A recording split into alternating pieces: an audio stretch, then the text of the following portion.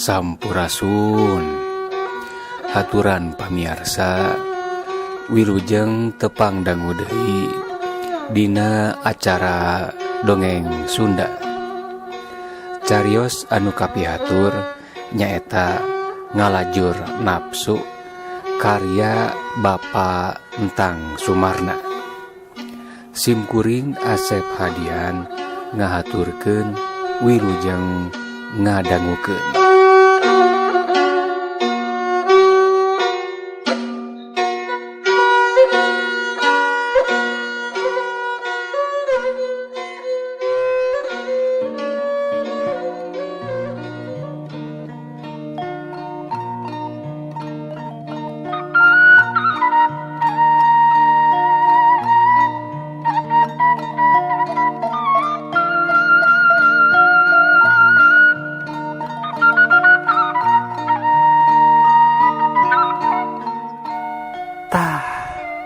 Syukur atuh ari kitu mah prak ieu bawa da milik Nyai Emar perhiasan teh. Ari ieu mah kabaya jeung samping batik mutlak ieu mamerena ka cece. Da cenah asal apal be cece daek nepikeun amanatna ngan ulah rek salempang. Nu kieu mah tong sieun teu dipangmeserkeun ku Enden Musa oge yeuh. Leuwih ti kieu geura keur Nyai Emar mah atuh. Ieu mah da maruhurah hargana oge teu sabaraha alus.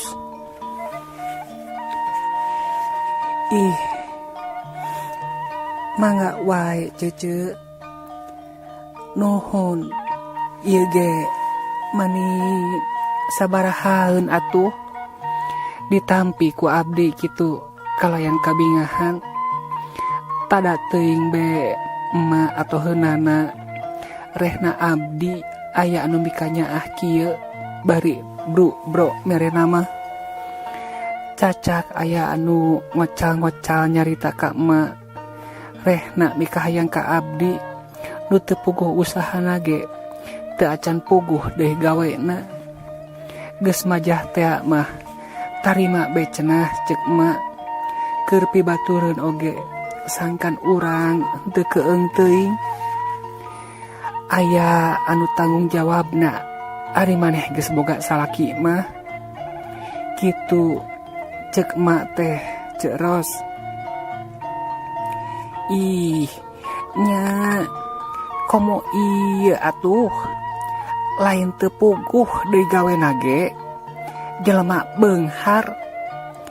Memang Den Musna mah ukur ngeunah luntang-lantung sigana teh di imah ge ukur sila ipis. Da anu ngolahkeun duitna mah jeung pakayana teu kudu kusorangan. Kapan aya anu ngagawekeunana ngagajih be Den Musna mah kapan senang. Iraha deui atuh Nyi Emar arek boga salaki teh. Lamun teu narima ka Den Musna can puguh nu sejen mah bakal bisa nyenangkeun ka Nyi Emar. Nu ayeuna teh geuning kitu. Malah mah ieu sok lolobana teh kapan ukur ngabibita ku carita majah boga anu boga kolot beunghar cenah. Tapi buktina mah geuning sok rajeun we aya awewe anu katipu.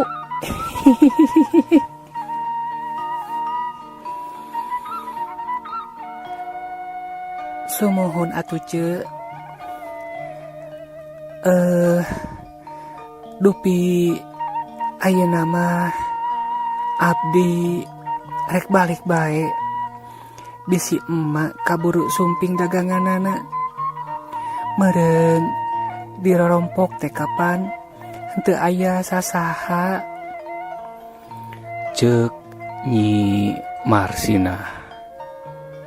Gancang pamitan bari teu sangka bakal hasil nganjang ka Nyi Rosni dina poe ieu teh. Malah digonjak heula memeh indit teh ku Nyi Rosni. Jig atuh Nyimar ngimpi naon nya peuting ujug-ujug aya nu mere emas-emasan bae. Lah geningan tuh cece jalana tak tage nyobat jeung cece mah aya hikmah na aya untung na nya ce nganuhunkeun pisan ce keun be engke ce lamun aya milik mah urang babarengan belah da kapan keur susah ge urang mah jiga jeung sobat teu burung babarengan piraku lamun seug abdi geus senang cece engke make jeung diapi lainkeun nya atuh urang babarengan we. Ih atuh puguh be perkara eta mah lain ari cece ngaharepkeun mah apanan kudu Ceuk Nyi Rosni. mangga ce Teu talangke deui Nyi Marsinah mah buru-buru indit ti imah sobatna. Pok teh ceuk hatena. alhamdulillah paingan kekerenyedan dampaleungeun jeung kekerenyedan pepeuteuyang teh da cenah cekolot oge mun kekerenyedan dina dampaleungeun bakal aya anu barang bere aya milikna boh duit boh barang. Lamun kekerenyedan tuluy dina pepeuteuyang cenah mah aya anu mika bogoh da nya meureun kitu aing teh dipika bogoh ku Den Musna Kang Musna be ayeuna mah nyebutna naon deui atuh keur ayeuna mah teu kudu pedah manehna boga pamajikan jeung boga anak tak naon lincah mah sigana berentak naon lamun setia mah aing ninggang aya di milikna aing meureun nu meunang batan pamajikanana. Kitu ayeuna mah manehna teh geus nekat be cenah. Kari kumaha engke teu sieun nyang hareupan pamajikanana malah teu sieun eleh dipika bogoh deui. Pasti cenah aing nu bakal leuwih dipika bogoh lantaran kaditu namah geus lila ngahijina. Biasa cenah kanu anyar mah nu matak cenah kasempetan gede ieu mah dianggap geus kakeupel be dina rezekina geus karangkul jelemana malah ceuk hatena deui. Emak ge moal burung atoheun panujueun rek dibejakeun gancang be ka emak Kitu cenah. Tetela datang ka imahna ge geus nyampak indungna nyaeta Emak Kusni. Kakara datang deui tina balik dagangna malah pok nanya ka Nyi Marsina. parantos ti mana nah gening bet imah teh teu dikunci make jeung ditinggal-tinggalkeun biasa be mak ti Rosni kesel atuh da mak oge datara ayana naon ieu teu dikunci oge bangsat ge ka imah urang mah moal daekeun asup da teu aya cokoteunana. Ih yeuh santeuna atuh lamun aya di imah mah meureun kapan piring-piring bae mah aya meureun kapan piring-piring bae mah aya atuh nu kaduana bisi kawas anu kungsi kabejakeun geuning ditinggalkeun imah teh bari jeung panto na teu ditulakan teu dikunci. Da sasangkaan anak teh meureun moal aya nanaon ieu. Taya cokoteun cenah da teh bogana naon. Barang-barang nu bogana teh balik ti panganjanganana. Pantona teh kapan geus ngeblak muka di imah teh geuningan kadenge aya nu brung-brang. Make jeung borang ditempo teh mana horeng ning aya jelema nu teu hideng ngamuk di imahna bari jeung mawa bedog. Atuh meureun kokoceakan minta tulung ka tatanggana. Anu harita teh geuning keur sepi deui. Tatanggana teh kapan arindit digarawe. Tah kitu matak ge nya.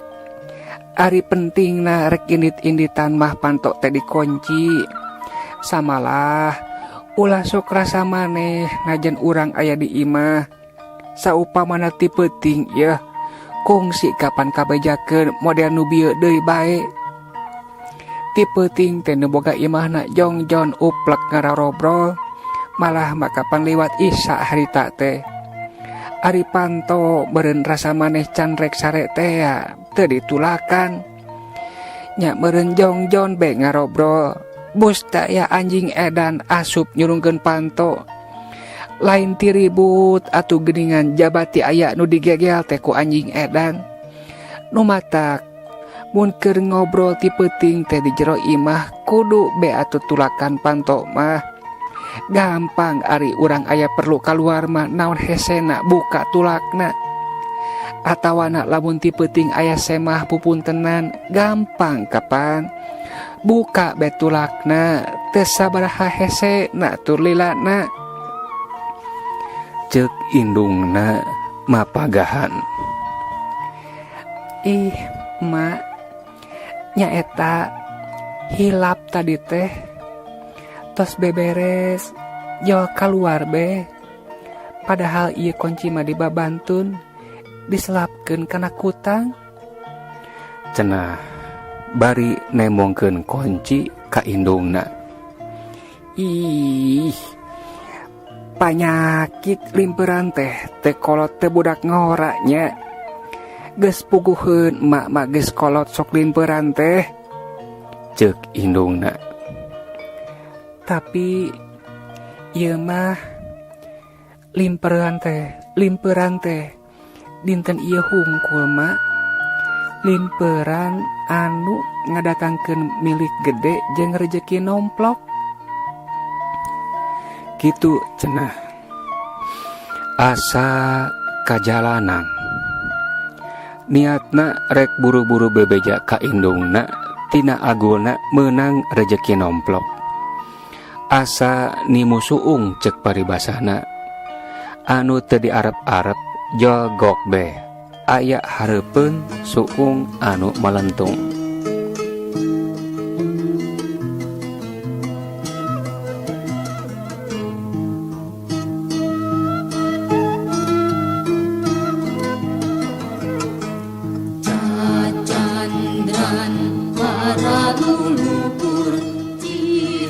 Hanjaka pamiarsa waktosna parantos teu nyekapan deui. Cag dugi ka dieu heula ieu carios enjing urang teraskeun deui kalayan waktos sareng gelombang anu sami. Hatur nuhun permios.